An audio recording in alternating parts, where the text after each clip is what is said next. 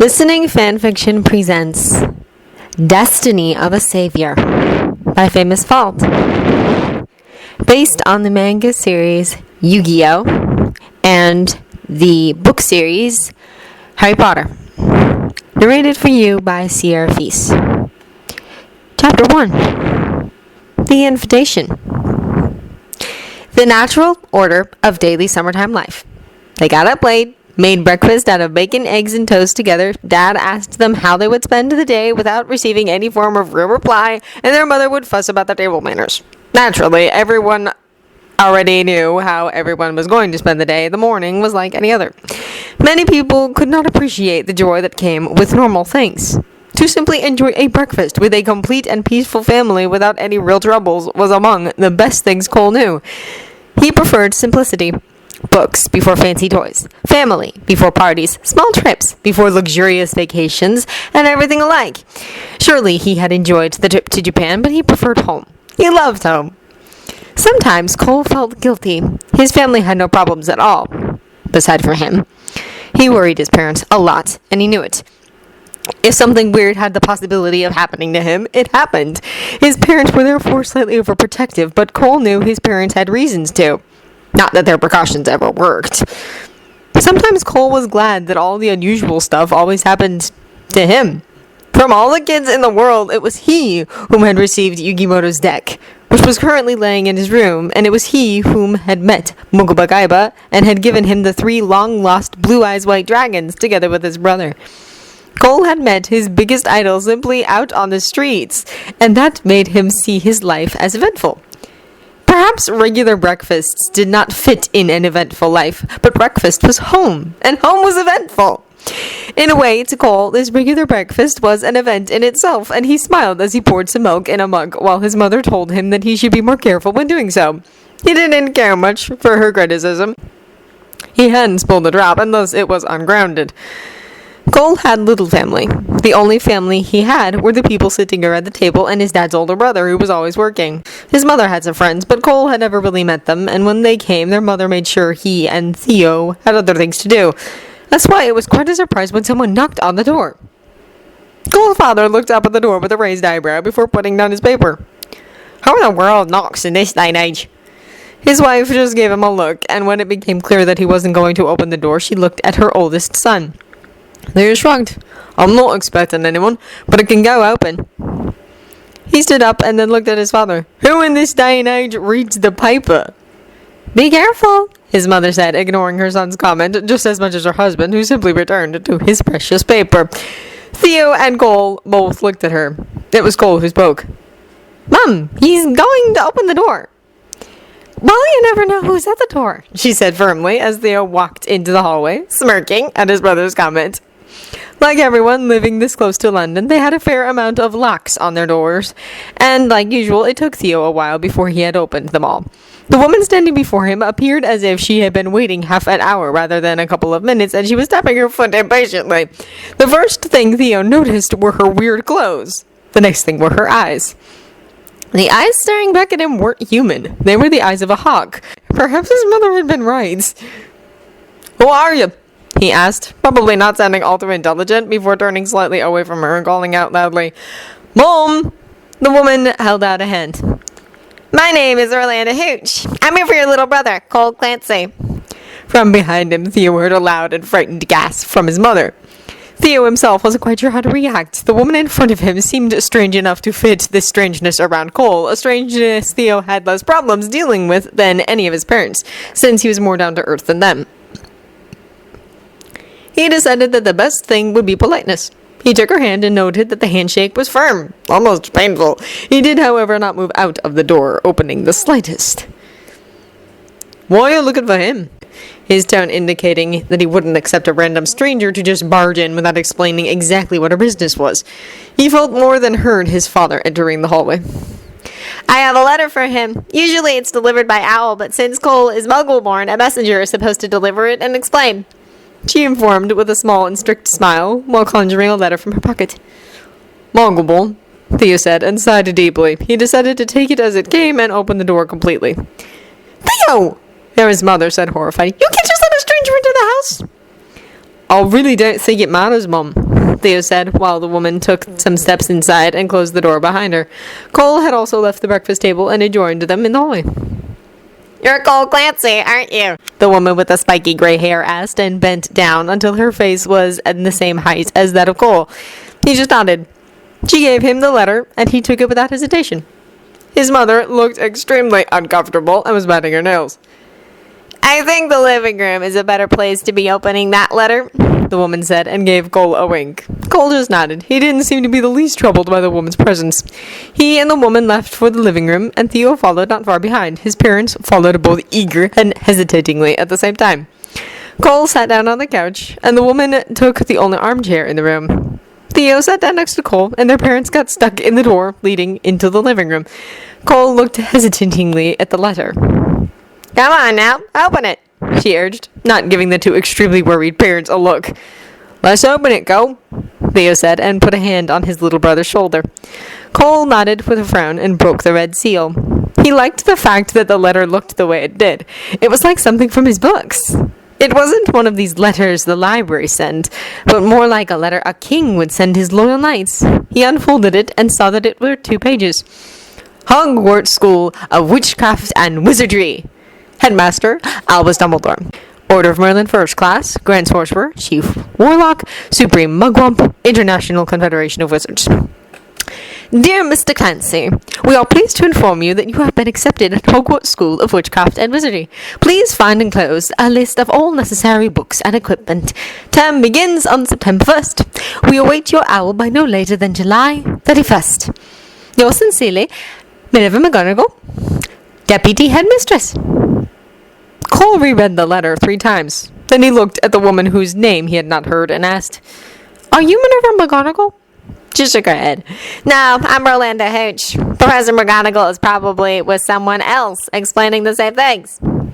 "Can I see it?" Theo asked Cole, and Cole handed him the letter. Theo read it a couple of times and was glad he had been expecting the worst. Otherwise, it would have been hard to tell how he would have reacted on the letter. Instead, he remained pretty calm.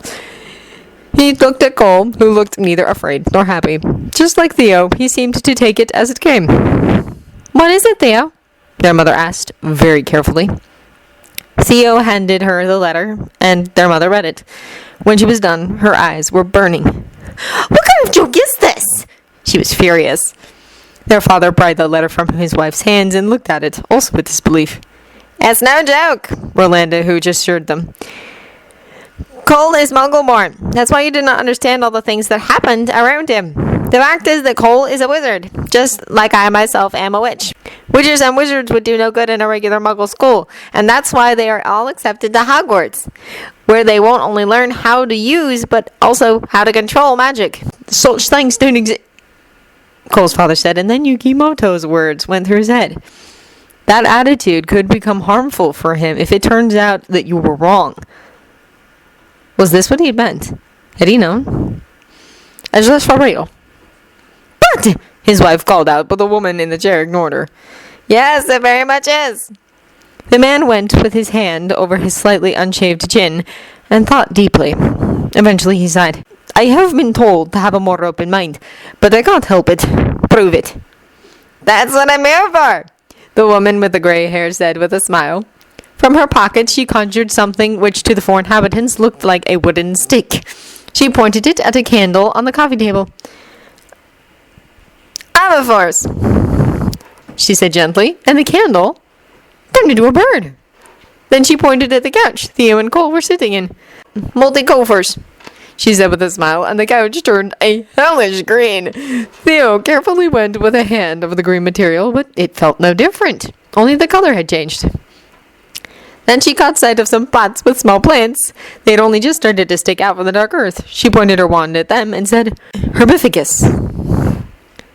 Instantly, the flowers grew until they were in full bloom. "Point proven?" Everyone in the family stared at the flowers. Cole was the first to react. "I think that it will suffice, although I can only speak for myself." The woman in the armchair raised an eyebrow, and Cole was well aware that it had to do with the way he spoke. Everyone always reacted on the way he spoke, including his brother. Theo used to joke about it. "Perhaps I should learn to speak like that. It would probably go out with the ladies." Cole hadn't bothered to reply, although he was convinced his older brother should read more. Most of us have seen things a lot before, Theo said dryly, and Cole turned to him with a glare. What? Theo asked and laughed. It's true, you do such things all the time. When Cole looked at the ground, the strange woman spoke. That's completely normal. Nearly all young wizards do things like these, relatively simple magic, without being aware of it. Naturally, this is a lot harder on Muggle-borns than on those with wizard families. What does Muggle mean, exactly? Theo asked as Cole looked relieved at the explanation. Non-magical people. We call them Muggles. It happens that a wizard is born by Muggle parents. Then it's genetic? Cole asked, confused. Yes, it is. A wizard and witch will, without doubt, give birth to a witch and wizard. In fact, the magical gene is dominant.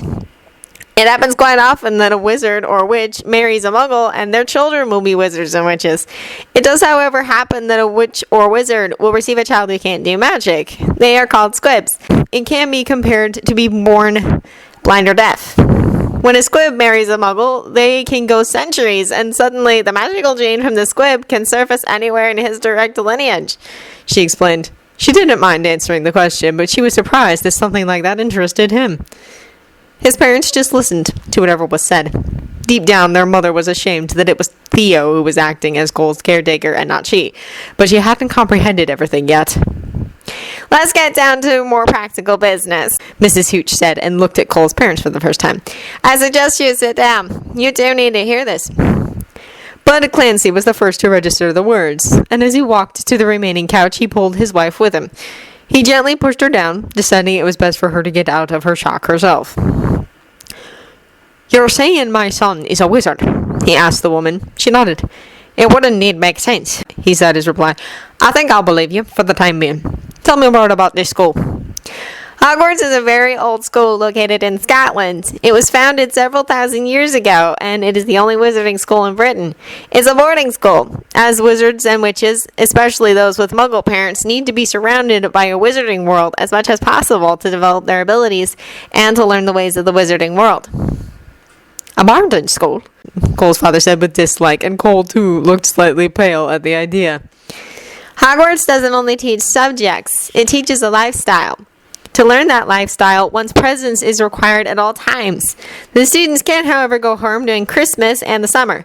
Hogwarts students attend the school 7 years, 5 years to reach ordinary wizarding level, or more commonly known as OWLs, tests based on different subjects. Your OWLs show which subjects you can advance on to new level, and then one is done and can apply for a job. She'd been talking to Cole, but now she turned to his parents. You must understand that wizards and witches become a part of the wizarding world. Even when Muggle-born, they are not suited for this world. What does that mean for us? Theo asked. His family. Cole had come to sit closer to Theo, and Theo knew that it was a sign of fear. He knew very well how Cole felt about family.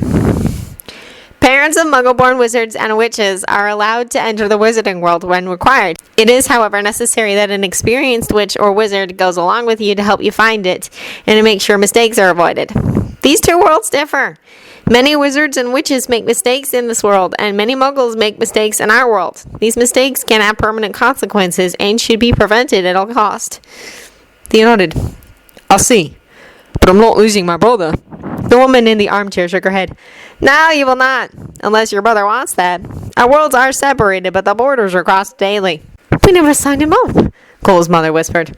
That's not necessary. Every wizard and witch in Britain is automatically accepted into Hogwarts.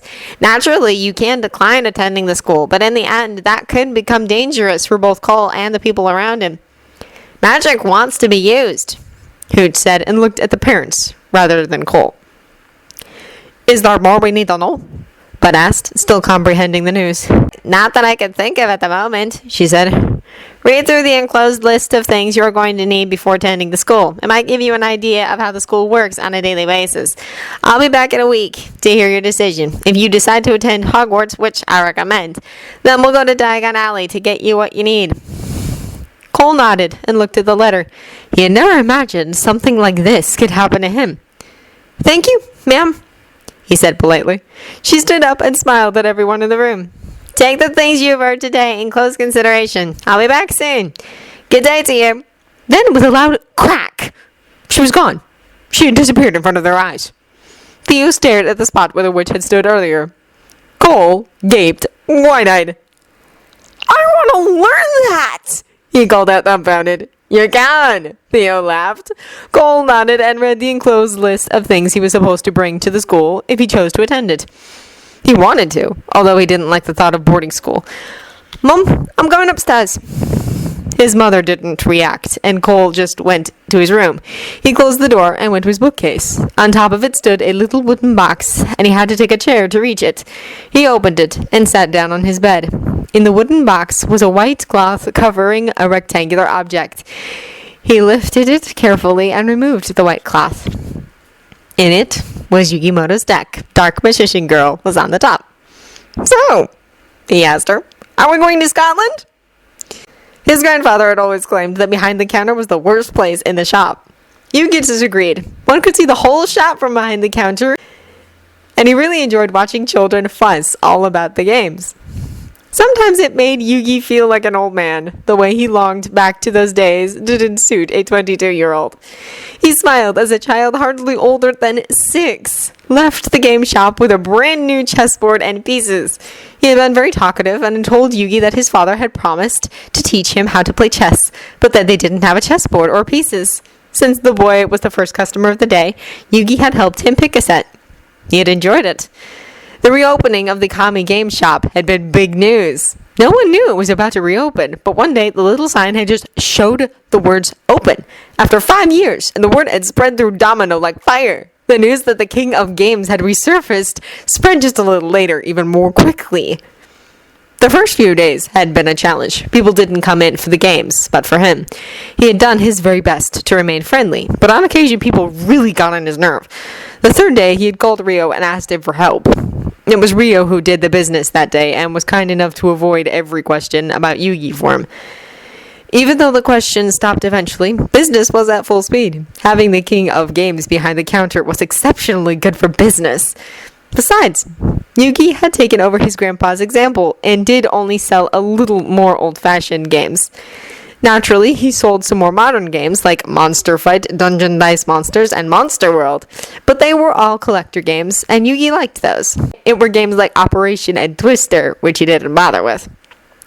Rio completely loved the fact that Yugi sold Monster World. He was the only one in Domino, and Rio often expressed his delight that one didn't need to go to Tokyo anymore to get Monster World. Yugi found the enthusiasm of the albino quite amusing, and it happened that the three of them played Monster World. Without the spirit of the Millennium Ring, it was a much more pleasant experience.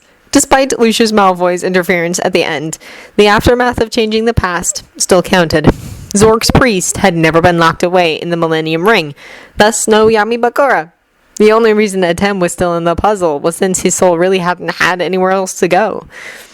Yugi's return hadn't only affected him, it had also affected Rio's life greatly. After the tomb collapsed, Rio had gone home alone and found an empty apartment. His father, who had been in Egypt at the time, too found out through a newspaper and wrote Rio a word of condolence. He didn't ask why Rio hadn't come to see him. What would Rio do now if he should come home? Or even if he was alright? Nothing.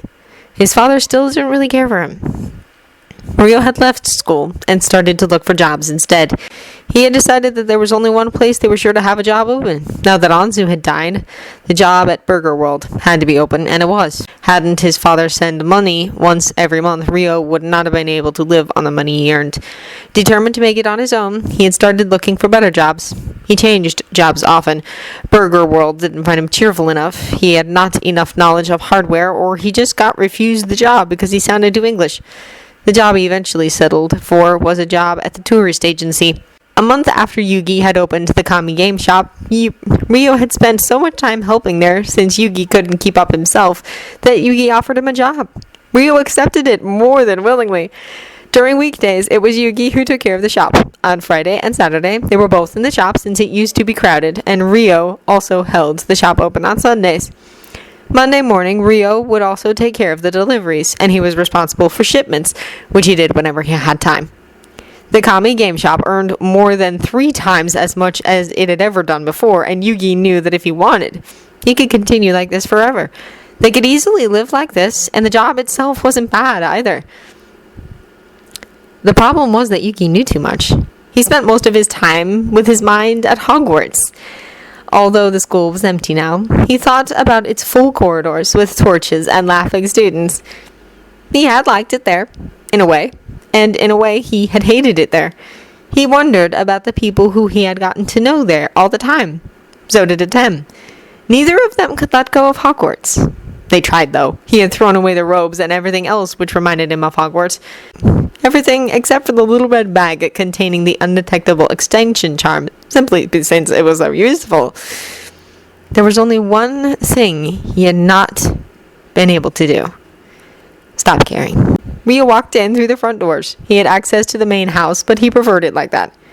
You know, I could swear there is an owl out there every morning. I wonder why. It's not that common with owls in the city. Yugi shrugged and hid a blush. I like owls. It can sit there as much as it wants. It won't harm anyone.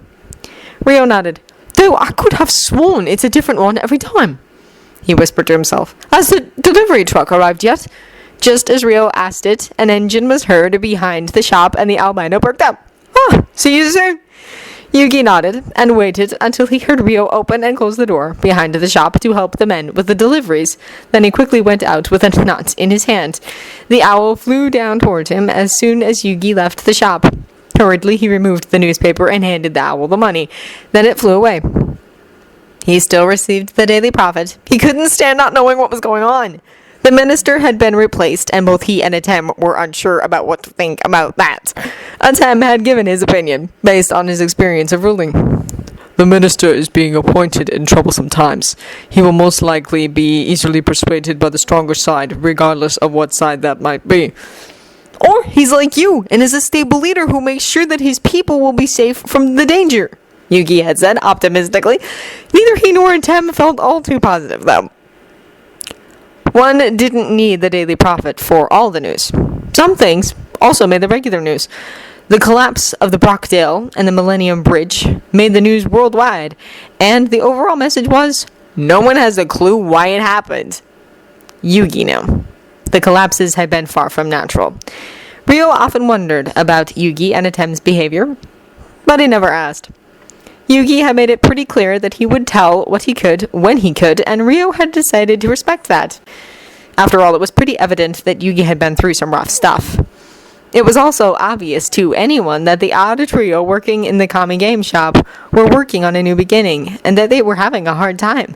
They were taking baby steps, all of them. Yugi had limited himself to the shop, his old home, and Rio's apartment. He never went out unless he had to. Domino had become a stranger during the time he had been gone. The city had changed, evolved, but probably more important was that he had changed. And in the town where he had grown up, that was more than obvious.